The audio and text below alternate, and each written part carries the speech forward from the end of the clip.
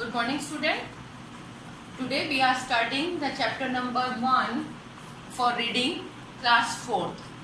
आपको इस चैप्टर की रीडिंग में कराने लगी हूँ the ant and the cricket. Cricket ये खेलने वाला क्रिकेट नहीं है, बल्कि एक कीड़े का नाम है जिसको हम हिंदी में झिंगुर कहते हैं. और आंट चीटी यानी कि एक स्टोरी है.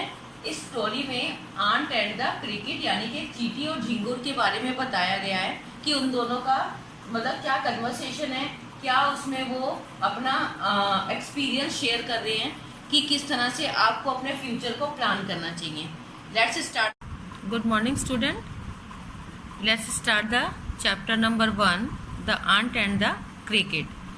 देखो बेटा, इसमें क्या है कि एक स्टोरी है जो एक चींटी की और एक क्रिकेट एक कीड़ा है जिसे हम झिंगुर कहते हैं. ठीक है. इस कहानी में क्या है, पहले आपको ये बता देते हैं कि कहानी में क्या है. कहानी में ये एक स्टोरी जो है फेबल स्टोरी है. इसमें क्या होता है कि इसमें जो करैक्टर होते हैं वो कोई पर्सन नहीं होते बल्कि एनिमल्स होते हैं. और ऐसी कहानियाँ हमें एक मॉरल भी दे के जाती हैं. आई मीन एक कुछ अच्छा सिखा कर जाती हैं. तो हम स्टार्ट करेंगे इसी उम्मीद के साथ कि आपको ये चैप्टर बहुत अच्छे से समझ आ जाए. तो बेटा एक चीज़ और कि हम रीड जो है इसको पूरा नहीं कर पाएंगे, तो हम अकॉर्डिंग टू पैराग्राफ करेंगे इस पोएम को. अ सिली यंग क्रिकेट से पहले हम पढ़ेंगे विंटर वॉज कम तक. Start the reading. और एक बात और सुनने बेटे, मैंने ना ये छोटे साथ साथ मीनिंग लिख दिए हैं जिससे आपको कोई कंफ्यूजन ना हो रीड करने में, ताकि आप लाइन टू लाइन समझ सकें. अ सिली यंग क्रिकेट यानी कि एक मूर्ख युवा झिंगुर था. क्रिकेट जो है वो एक कीड़े का नाम है जिसको झिंगुर कहते हैं. उसे गाने की आदत थी, मतलब वो हर समय गाता रहता था. जो थ्रो द वार्म सनी यहाँ पे है कि जो धूप भरे गर्म और बसंत के महीनों में केवल गाते रहने का आदी था. आदी मतलब आदत जो होती है, उसको हर समय गाने की आदत थी. जब भी अच्छा बसंत का मौसम होता था या बहुत गर्म मौसम होता था, वो सारा दिन गाना गाता रहता था. किंतु जब शीत ऋतु नज़दीक आई, यहाँ पे देखो ये पे लिखा हुआ है बिगन टू कंप्लेन. यहाँ पे है कि उसने शिकायत करनी शुरू कर दी. कब? जब उसे लगा कि उसके घर की अलमारी में खाने का कोई सामान नहीं है. एंड विंटर वॉज कम यानी कि सर्दियाँ आ चुकी थी. गर्मियों में तो वो पूरा क्या करता रहा, डांस करता रहा और गाता रहा. और जब सर्दियाँ आई तो उसने अपनी जब कबर्ड देखी तो वो सब खाली था. मतलब उसके पास खाने का कोई सामान नहीं था, घर में कुछ भी नहीं था उसका. अब वो अपने शिकायत करने लगा, मतलब किससे? अपने आप से ही, कि मेरे पास खाने के लिए कुछ नहीं है. Start the next paragraph. Note a crumb to be found से लेकर हम पढ़ेंगे मेड बोल्ड तक. ठीक है. आपको बेटे रीडिंग तो खुद करनी पड़ेगी क्योंकि नहीं तो बहुत लंबी वीडियो बन जाती है, तो we can't share it. Not a crust to be a found. देखो रोटी का टुकड़ा यानी कि एक छोटा सा तिनका या ब्रेड ऑफ पीस भी हम किसको कह सकते हैं, कि उसके पास ना तो कोई छोटा सा रोटी का टुकड़ा था. कब? जब सर्दी आ गई. ठीक है. चारों तरफ देखा उसने, हर जगह बर्फ जमी हुई थी. जमीन पर चारों तरफ बर्फ थी, यानी कि जो पूरी धरती थी वो बर्फ से ढकी हुई थी. Note a flower could be seen. तो ना तो उसे वहाँ पर कोई फूल दिखाई दिया, यहाँ पे छोटे जैसे फूल दिखाई दे जाते हैं, और ना ही उसे दिखाई दिए कोई पेड़ पर पत्ते. यानी कि ना तो कहीं पर उसे कोई फूल दिखाई दिया और ना ही कोई पत्ते दिखाई दिए. तो अब वो घबराने लगा कि व्हाट विल बिकम, अब क्या होगा. Says the cricket of me, वो अपने आप से बात करने लगा या झिंगुर बोल. यहाँ पर एक लास्ट लाइन है कि एट लास्ट बाय से मेड बोल तक. अब क्या हुआ कि जब उसके पास खाने के लिए कुछ नहीं था तो उसके पास भूखमरी हो गई. मतलब खाने के पास जब कुछ नहीं है, खाने का बहुत कम यानी कि आकार जो बहुत थोड़ा सा हो, उस भूख ने उसे इतना बहादुर बनाया कि वो, अब देखें अगला बेटा नेक्स्ट पैराग्राफ है ओल्ड डिपिंग से लेकर हम यहाँ पढ़ेंगे he had prepared it tomorrow से. तो झिंगुर जो था वो वर्षा में भीगता हुआ, ठंड से कांपता हुआ एक कंजूस चींटी से मिलने निकल पड़ा. मतलब उसकी जो फ्रेंड कह लो उसे, या उसकी कोई दोस्त कह सकते हैं. तो गया वो, लेकिन जो चींटी थी वो बहुत ही कंजूस थी. ठीक है. तो कंजूस चींटी से मिलने निकल पड़ा और वह देखना चाहता था कि क्या उसके प्राणों की रक्षा के लिए चींटी उसे कुछ भोजन उधार दे देगी. तो यहाँ पे ये है अलाइव, मैंने ये होता है जीवित रहने के लिए. क्या उसको चींटी कुछ देगी. Him shelter from the rain. उसे लगा कि जो चींटी है हो सकता है कि मैं चींटी के पास जाऊं तो वो मुझे कुछ सहारा दे दे, अपने घर में रोक ले, ए माउथ फुल ऑफ ग्रेन, या मुझे एक मुट्ठी भर चने दे दे, या मुट्ठी भर कोई अनाज दे दे कि जिससे मेरा पेट भर जाए।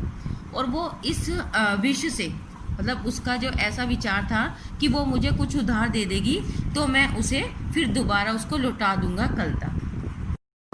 Turn your pages, next page पे आते हैं। इफ़ नॉट से हम पढ़ेंगे फ्रेंड तक। If not he must die.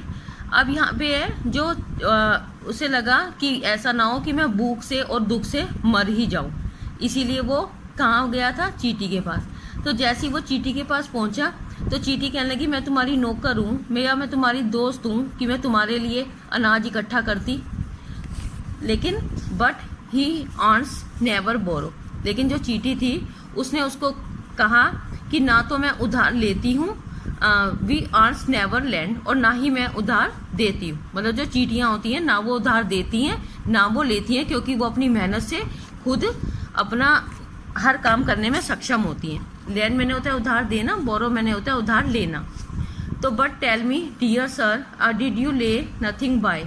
अब यहाँ पे क्या है कि चींटी जो थी वो झिंगुर से कहने लगी कि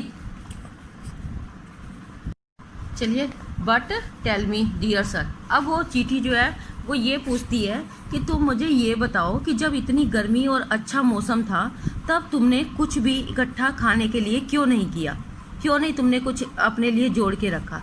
तो झिंगुर बोला नहीं, मैंने कुछ नहीं बचाया। क्यों? क्योंकि वो तो क्या कर रहा था, उसने कहा जब मौसम अच्छा था तो मैं उस मौसम को एंजॉय करना चाहता था। तो और मैं मतलब क्या था कि वो सिर्फ यही चाहता था कि मैं गाना गाता रहूं। तो my heart was so light that I sang day and night. इसीलिए मैं दिन रात, जो मौसम था मुझे वो बहुत पसंद था और मैं चाहता था कि मैं दिन रात गाता ही रहूं। तो for all a natures look day, जब मतलब पूरा जो मौसम था वो बहुत ही प्रसन्न दिखाई दे रहा था। तो यू सेंग सर यू से, तो उसने कहा तुम हमेशा क्या गाते ही रहे। तो you Seng sir you say go then said the ant. अब चींटी जो थी, चींटी ने भी गुस्से में कह दिया तो जाओ ना, तो बाहर चले जाओ और आप जाकर दोबारा से डांस करो, गाने गाओ और सर्दी को भगाओ।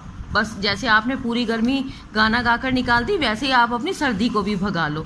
दस ending he has hastily lifted the big. अब उसे था कि जो झिंगुर था वो बड़े ही परेशान मन से और उसको छोड़कर बाहर की तरफ, दरवाजे की तरफ आ गया।